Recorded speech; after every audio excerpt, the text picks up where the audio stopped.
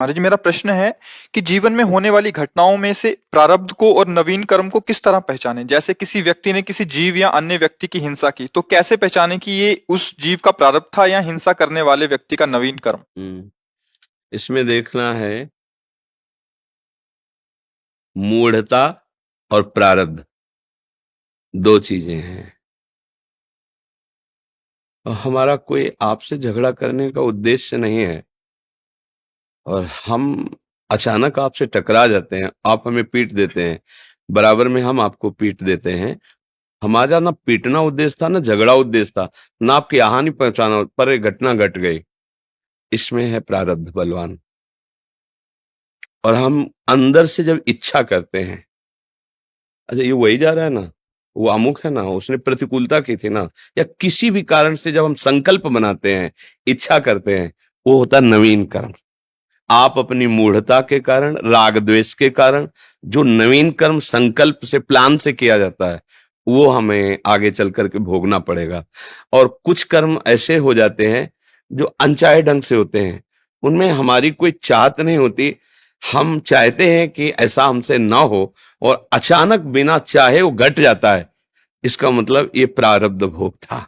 अब जैसे हम इस बात को इसमें गंदे आचरणों की तरफ देखें, तो जो आचरण अंदर से वासना रूप उदय होकर के और उसका संकल्प बन रहा है, वो प्रारब्ध नहीं है, वो तुम्हारी वासना है, दुर्वासना है जो करा रही। नहीं तो अगर फिर उसको हम ढकेल सकते हैं कि अब ये हो गया तो प्रारब्ध होगा, इसीलिए हो गया। नहीं, वासना भी तो रहती है ना, जो क्रियमाण कर्म है वो तो भी बनता है ना। तो वासना संकल्प से जो क्रियाएं हो रही हैं, वो तुम्हारी अशुभ हो या शुभ, वो तुम्हारा नवीन कर्म बन रहा है। और अचानक जो घटना घट गई, जैसे आपने बहुत सुंदर पढ़ाई पढ़ी, साल भर आपने बड़ी मेहनत की, और परीक्षा में भी आप उत्तीर्ण होने के लायक हैं, अचानक ऐसी घटना घट गई कि आप परीक्षा में पहुंच ही नहीं पाए, एक्सीडेंट हो गया, बड़ी हालत गंभीर हो गई। अब ये प्रारब्ध था। अब आप एक साल उद्दंडता करते रहे हो, परीक्षा में फेल हो रहे, तो प्रारब्ध नहीं था, ये तुम्हारा क्रियमाण था।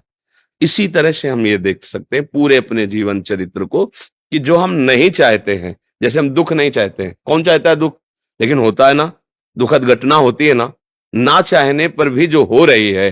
जैसे हमारी योग्यता नहीं है कि हम इतना धन भोगे, पर वो आगे प्रारब्ध में है, पूर्व में बहुत योग्य है, वो अधिकारी है उतने सुख भोगने का, पढ़ा लिखा इतना, लेकिन कोई जुगाड़ नहीं है, बड़ी अव्यवस्था है, उसका प्रारब्ध है।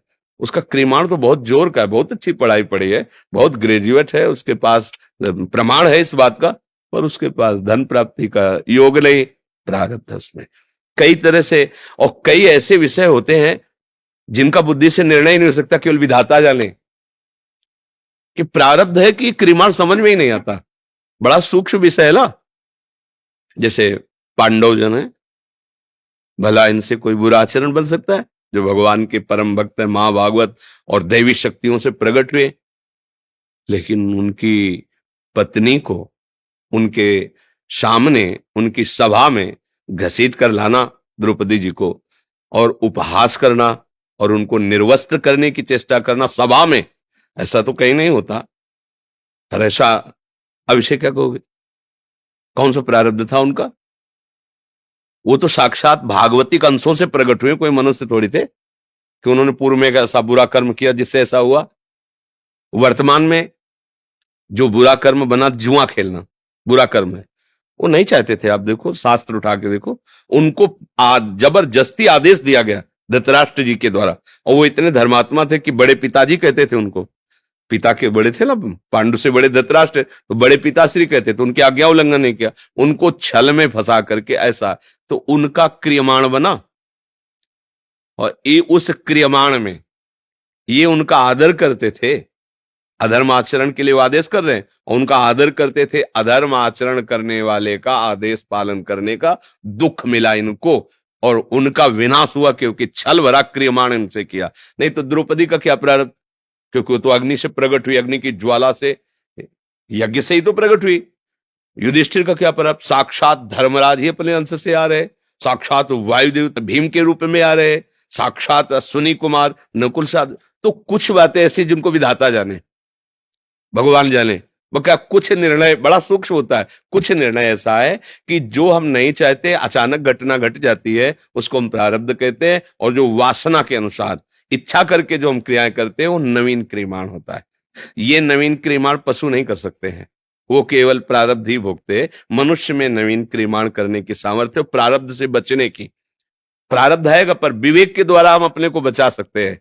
जैसे भारी विपत्ति आई तो हम विवेक लगाते हैं उसमें कि यदि आज दुखद परिस्थिति आई है तो कल सुखद परिस्थिति आएगी। मुझे विचलित नहीं होना है, मुझे धैर्यपूर्वक इसे काटना है, इसे सहना है। और वो सत्संग और नाम बल से आप सह सकते हैं, आप उसे काट सकते हैं, आप आगे बढ़ जाएंगे, निकल जाएंगे। और अगर आपके पास सत्संग या विवेक नहीं है, नाम बल नहीं, तो आप हताश निराश होकर के ऐसा भी कर बैठते हैं जो बहुत ही हानिकारक होता है। अब बोले अब कैसे दिमाग ठीक करें, अब मदिरा पीने लगे, ड्रग्स लेने लगे, या ऐसा सोचने लगे कि आत्महत्या कर लूं, या ऐसे डिप्रेशन में पहुंच गए, जीना मुश्किल हो गया।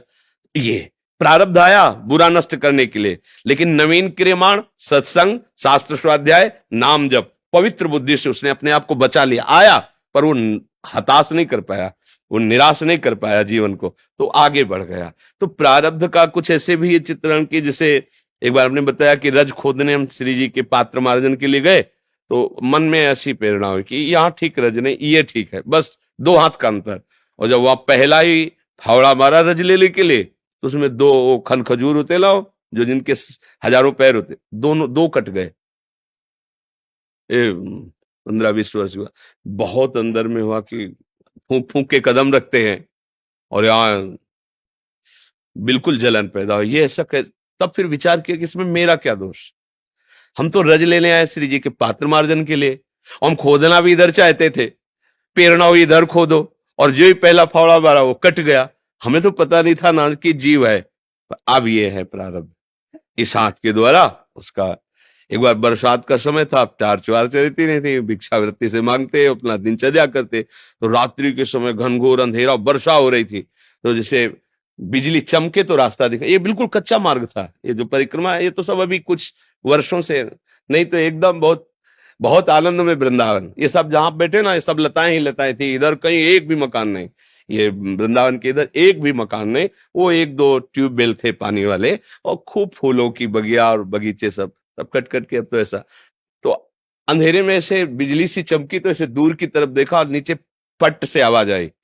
तो क्या हुआ, अब अंधेरे में झुक के जब बैठ के देखा तो एक मेढक फैल गया, उसके ऊपर पैर पड़ा। तो फिर बड़ी परेशानी, एकदम अंदर विकलता हुई। तो हम कहा, हम तो देख के नीचे चल रहे थे, बिजली कड़की उधर की तरफ आकर्षण हुआ। फिर भी गोपाल शास्त्र नाम का पाठ किया, प्रभु से प्रार्थना की कि उस जीव को सदगति प्राप्त हो, मंगल हो और अपराध क्षमा हो। ऐसा बोध हुआ कि हमारी असावधानी हुई, अगर हम उधर ना देखते तो हम नीचे देख के चल रहे थे, शायद हम बच। फिर हम एक टार्च छोटी रखने लगे कि अंधेरा।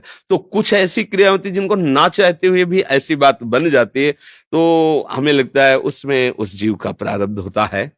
जो, क्योंकि हमारी इच्छा तो नहीं ना, हमारा कोई संकल्प नहीं है किसी को दुख देने का, और अचानक घटना घट जाती है तो उसे प्रारब्ध कहते हैं। और जो संकल्प करके किया जाता है वो क्रियमाण होता है।